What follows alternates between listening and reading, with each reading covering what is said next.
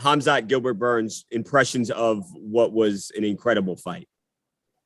Yeah, it was a very, very good fight. I think both guys came prepared the best that they could, and the fight showed that.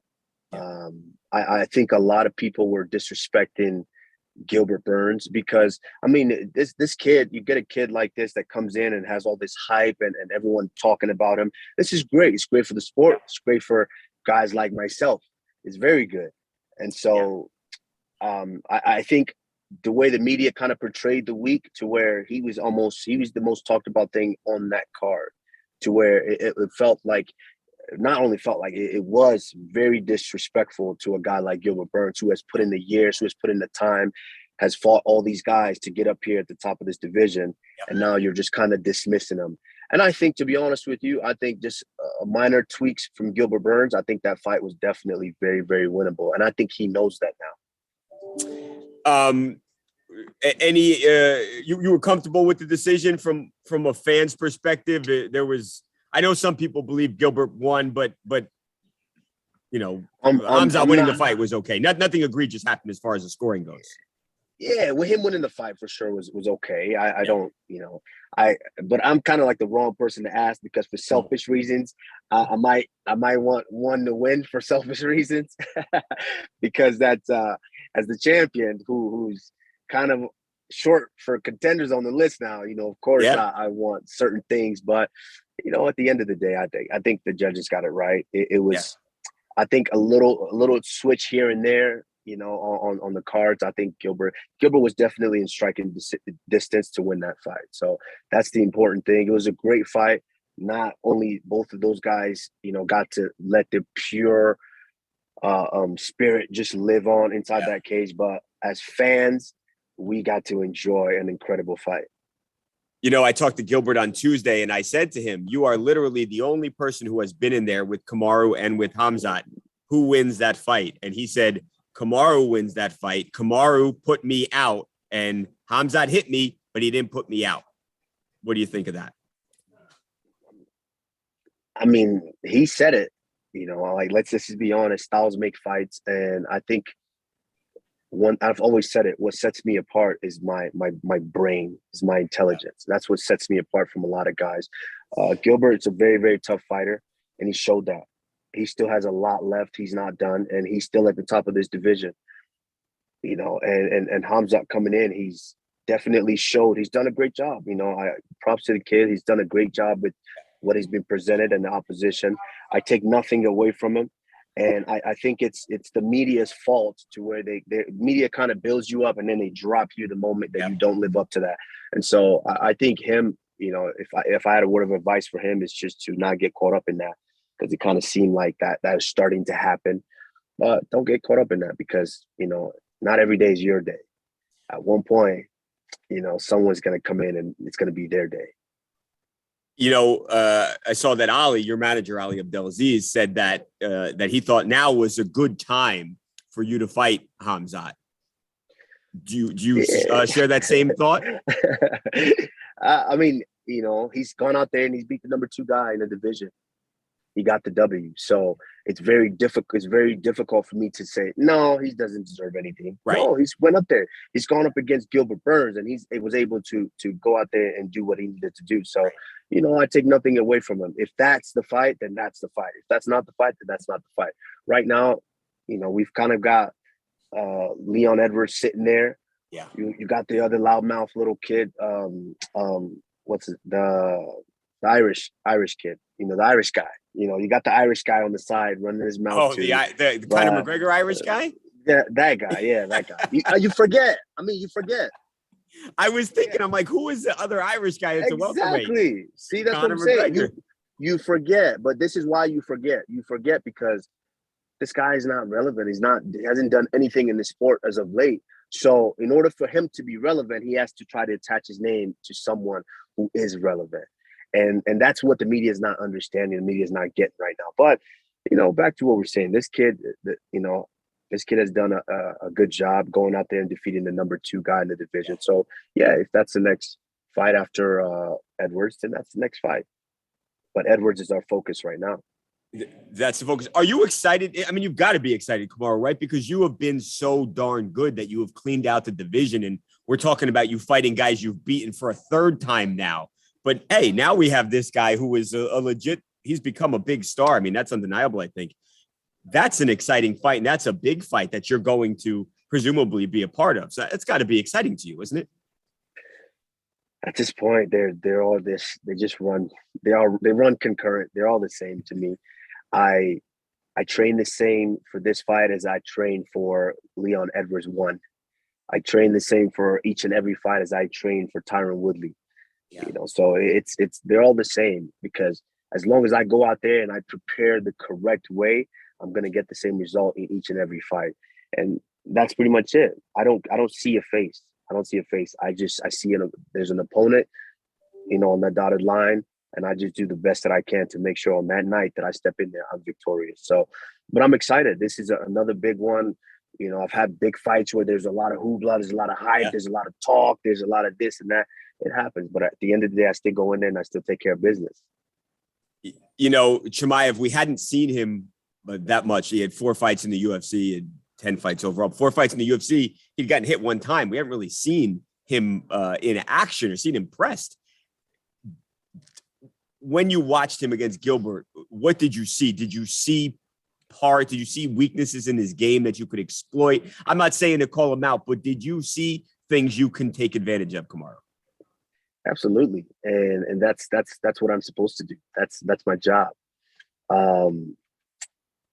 That's just how I roll. That's just what I do. I dissect each and every situation all the time.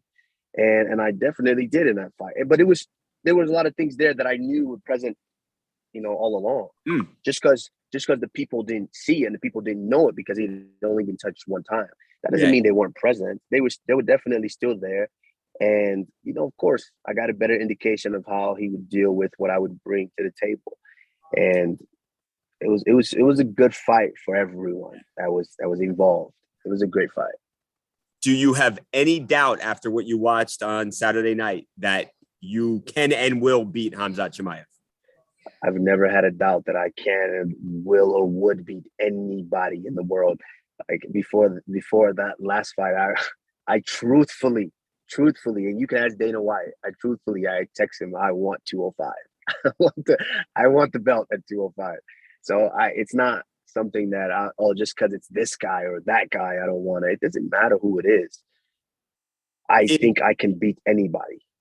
Wow. Is 205 a possibility, Kamaru? Not everybody at 205. Let's be honest I know. Here. Right. Yeah, right. not everybody. Those are big guys. I mean, yeah, you've got guys like Ankalaev at 205 that just I don't really care for these guys. I don't care to fight these guys. Right. I just there's weight classes for a reason. Yeah, I just felt like the champion at the time was a good style matchup for myself. Yeah. Not taking anything away from the champion. I think the champion is great, but I just felt like it was a good style matchup to where I can go up there and show that any given day, I am the pound for pound best fighter in the world. I can jump up 2 weight classes and still get that belt. That's all that was. But I'm not just saying, I'll run through everybody at 205. No, I get that. Come on. That's crazy. That's crazy. No, I'm not that guy. I've said it before. I mean what I say and I say what I mean. And that's exactly what I mean. I'm not down in the whole 205 saying, oh, you guys are trash. I'll beat all you guys. Nah, there's killers. There's real killers in that 205. And I recognize that for sure. Is the ideal situation you fight Leon Edwards, you beat Leon Edwards, Khamzat and Colby fight. Let's say Khamzat wins that fight, and then you and Khamzat fight for the titles sometime maybe early 2023? I mean, yeah, if that lines up that way, 100%. I mean, I've never shied away from anybody. I don't shy away from anyone.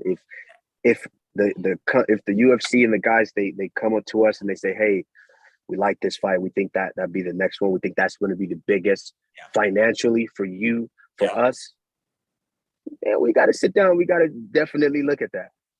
At this point we've done it all. So what keeps me motivated is I still love to compete, but it's also knowing that the competition it's just, I'm not just there to compete because I'm not no spring chicken anymore.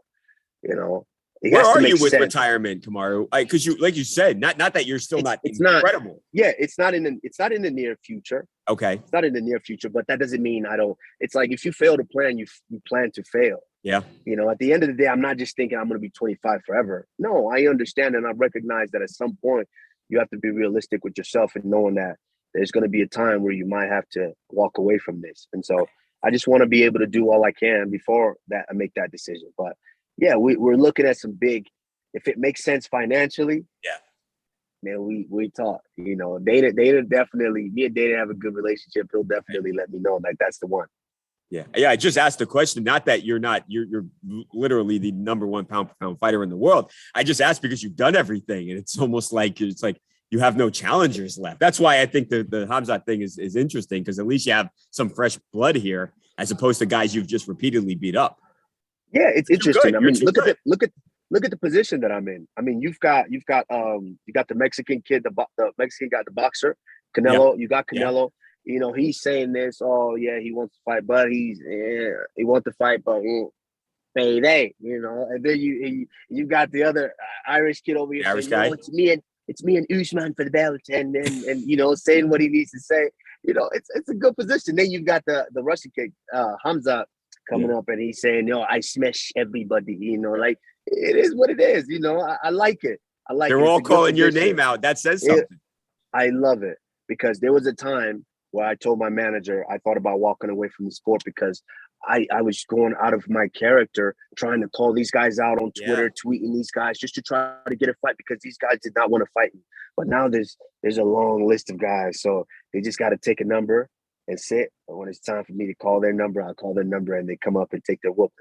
You know, it's cool, right? It's not, and you're not getting this attention for running your mouth. You're quiet. You're a gentleman. You're a good sport, but you just do what you let your fighting talk for you, and that's why these guys want to fight you. And this is a big thing too that I mean I've always got knocked for, is because some of these guys, like, they're entertained, like Conor, he's an entertainer. He's gonna run his mouth to where. You know, like, let's be honest, a lot of people don't believe the shit, but you know, it sounds good. It's coming from that accent. It's got that accent on it, so it sounds good. So, you know, a lot of people don't believe the bullshit, but it sounds good to if you're like, okay, let's see it. You know, I'm not that guy. No. I'm not gonna talk shit to you about your family, about your kids, about your parents, your religion. I'm not that guy. I'm just a good fucking guy. I'm just a nice human being. Like, I'll vouch for that. Yeah. And we get a bad rep because people want to be entertained, whether it's with bullshit or not. I'm just a good human being to where I care that kid that watches the sport that's looking up to me says, man, he's a great fighter, and wow, he's actually a good person too. Right. I care about that. So if that's a knock on me for caring, so be it. I don't have to do all that. I've done the work to where I'm at the top. You can't avoid me. Right. If you want this problems, you got to come see me. I'll beat your ass, and then I'll be nice about it and shake your hand and tell you better try. That's true. Speaking of Gilbert, that's kind of what we saw with Gilbert at the end of your fight with Gilbert. Okay, let me let you go off of this, Kamaru. And you don't have to pick, so maybe it's a silly question. Does the fight with the Irish guy with Conor McGregor or Khamzat appeal to you more?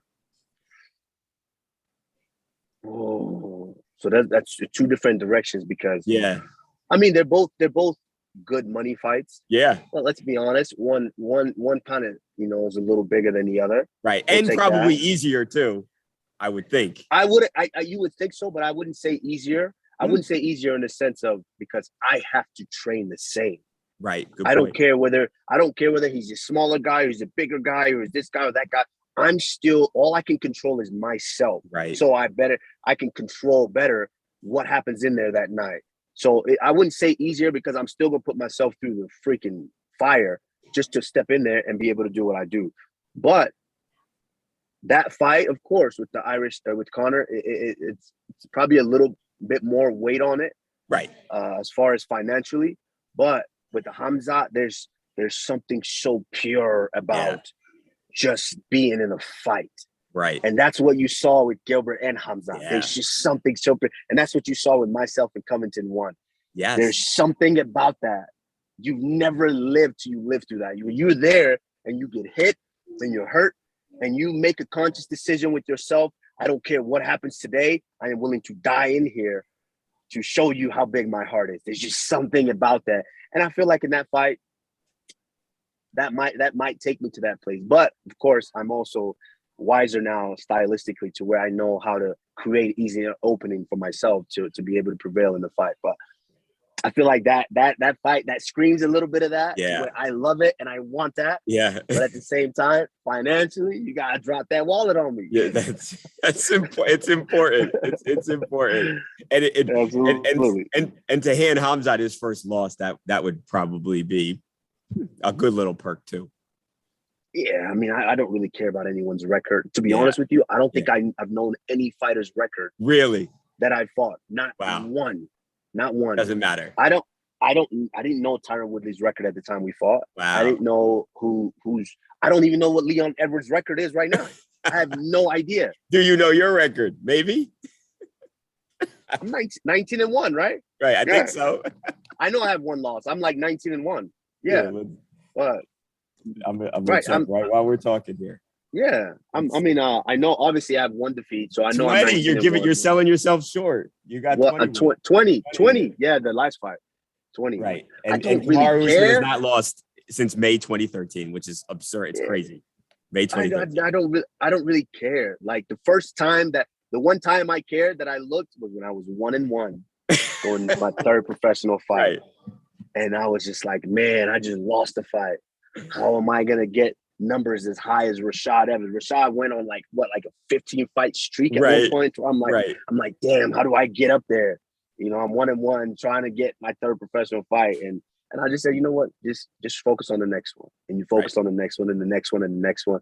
Next thing you know, people are telling me, yo, you 19-1. 19. Like, oh shit. I'm like 20-1 now. Right. 20-1. And 19 straight. 19 straight wins. So I'm just focused on the next one. If it's Edwards, so be it. I'll be prepared. I'll be ready to go in there and do what I do best. If it's Chimaev, I'll be ready to go in there and do what I do best. It doesn't matter if it's the little Irish guy. I'll be ready to do what I do.